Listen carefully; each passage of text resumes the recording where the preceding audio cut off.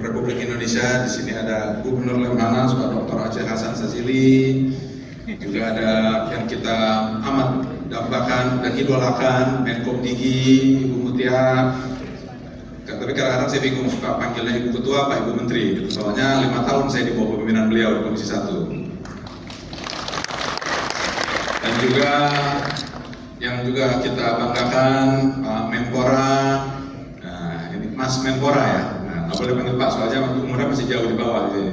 Nah, Mas Menteri, Bung Dito Aryo Tejo, dan juga di sampingnya ada Wakil Gubernur Jawa Barat yang dinampingi oleh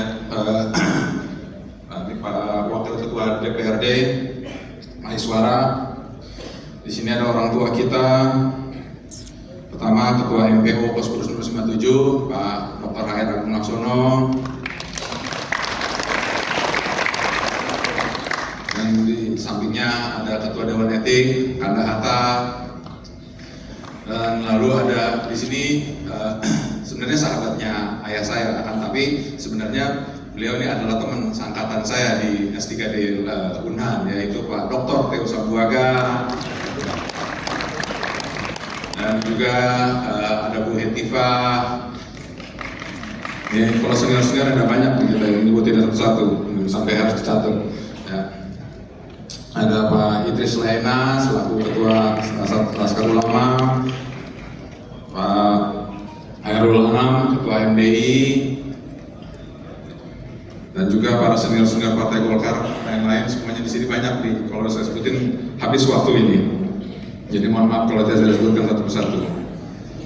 Pertama-tama, marilah kita panjatkan puji syukur kehadirat Tuhan Yang Maha Esa atas rahmat dan karunia-Nya sehingga kita dapat berkumpul di acara musyawarah pimpinan nasional ketiga Koskurus 1957 dalam semangat kebersamaan dan komitmen untuk terus berkontribusi bagi kemajuan bangsa.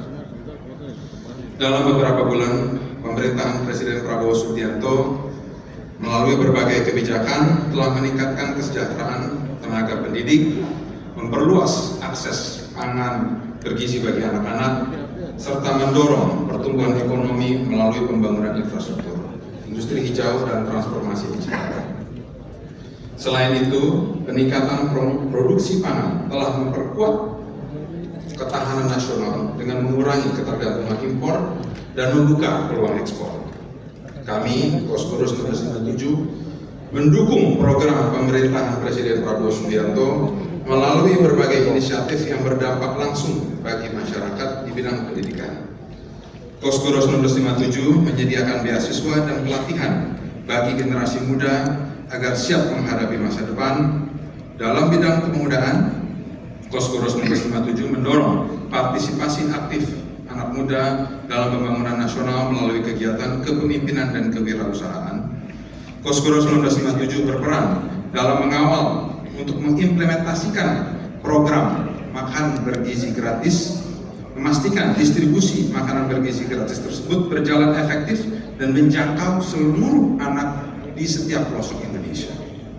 Sementara itu, di sektor ekonomi dan kewirausahaan, Koskurus 1957 telah berkontribusi dalam penguatan UMKM serta mendorong investasi yang berkelanjutan untuk menciptakan lapangan kerja baru, memastikan pertumbuhan ekonomi yang lebih inklusif dan berdampak langsung bagi rakyat.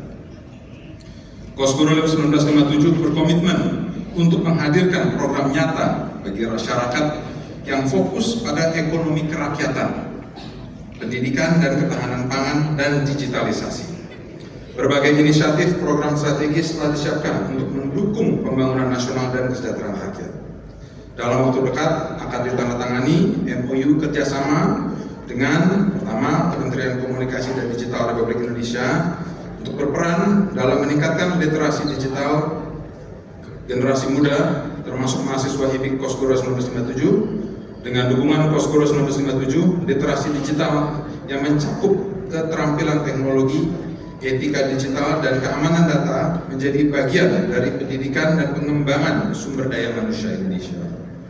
Dengan Kemenpora untuk berperan strategis dalam membentuk pemimpin masa depan, termasuk kader PMK 57 dan HIMA 57 melalui pelatihan dan pendidikan kepemimpinan Para kader-kader kita akan dibekali karakter, keterampilan, dan wawasan politik untuk berkontribusi dalam Partai Golkar dengan semangat karya-kekaryaan, serta dengan Lemhanas untuk berperan strategis dalam bentuk kader Poskoro 1957 yang mandiri, berjiwa wirausaha, dan tangguh menghadapi perubahan zaman.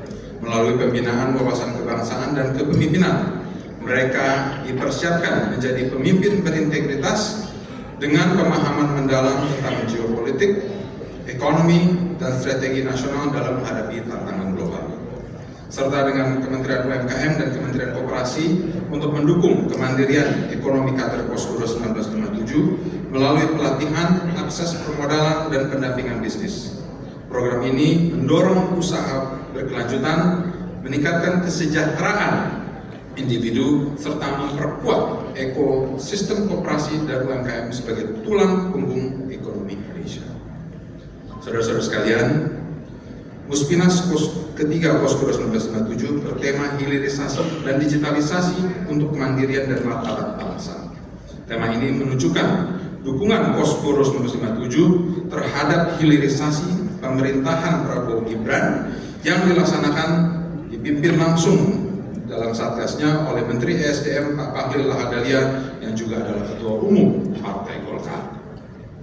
Program hilirisasi yang dipimpin oleh Pak Bahlil Lahadalia telah meningkatkan nilai tambah sumber daya alam Indonesia, mengurangi ekspor bahan mentah, dan mendorong pengolahan dalam negeri. Kebijakan ini telah membuka lebih banyak lapangan kerja, memperkuat daya saing industri, serta mempercepat pertumbuhan ekonomi melalui investasi berkelanjutan dan pengembangan industri berbasis teknologi. Maka itu kami mendukung penuh program hilirisasi sebagai strategi jangka panjang untuk memperkuat ekonomi rakyat dan meningkatkan kesejahteraan masyarakat. Dukungan ini diwujudkan melalui penguatan koperasi dan UMKM yang mendorong pengolahan bahan mentah menjadi produk bernilai tinggi. Selain itu, Poskoro 1957 berperan dalam advokasi, kebijakan, dan investasi di industri pengolahan, meningkatkan kapasitas tenaga kerja, serta memperkuat daya saing nasional.